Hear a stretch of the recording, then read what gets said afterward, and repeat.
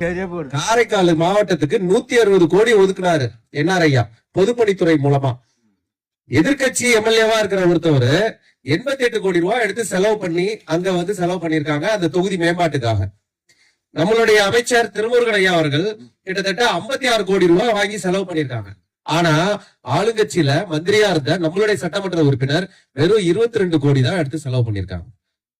எதனால இவ்வளவு கம்மியா எடுத்து பண்ணணும்? ஏன் நம்மள்ட்ட வேலை செய்யறதுக்கு வேலை இல்லையா?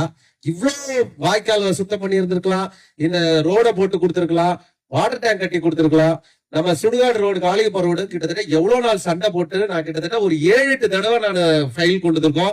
பஞ்சாயத்தோட சேர்ந்து போய் மக்களோட அடிப்படை வசதியை கூட செஞ்சு கொடுக்க முடியாத ஒரு சட்டமன்ற உறுப்பினர் திரும்பவும் நமக்கு தேவையா? முதல் வேலை இந்த ரோட்டை சுத்தம் பண்ணி ரோடு போடுறது, சாக்கடை வசதியோட பண்றது. இது என்னோட இன்னைக்கு உறுதியா சொல்ற வாக்கு கொடுக்குற. நிச்சயமா இந்த ரோடு போட்டு தருவோம் சாக்கடை வசதியோட. அடுத்ததான் பாத்தீங்கன்னா அங்கன்வாடி மையம் இல்லைன்னு சொல்லியிருக்கிறாங்க. அங்கன்வாடி மையத்தை உருவாக்கி கொடுக்கறது இன்னொரு இது. அடுத்தது நம்மளுடைய பாரத பிரதமர் அவர்கள் நம்ம மீனவர்களுக்காக கிட்டத்தட்ட 350 கோடி ரூபாய் பணம் ஒதுக்கியிருக்காங்க. நம்மளுடைய அக்ரிகல்ச்சர் இந்த இது உள்ள சீ ஃபுட் அதை வந்து பதப்படுத்துறது, அதுக்காக ஒரு பெரிய இண்டஸ்ட்ரி ஓபன் பண்ண போறாங்க.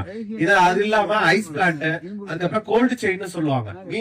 மீனவ பொருட்கள் எல்லாத்தையுமே, கடல் பொருட்கள் அத்தனையும் பதப்படுத்தி எக்ஸ்போர்ட் பண்றதுக்கு என்னென்ன தொழில் இருக்கோ அந்த எல்லா தொழிலையும் நம்ம மீனவ சார்ந்த கடல் சார்ந்த மக்களுக்கு கிளாஸ் எடுத்து அவங்கள அந்த பிசினஸ்ல இன்வெஸ்ட் பண்ணி உங்களோட வாழ்வாதாரத்தையும் உங்களுடைய பொருளாதாரத்தையும் உயர்த்துறதுக்கு ஒரு அற்புதமான திட்டம்.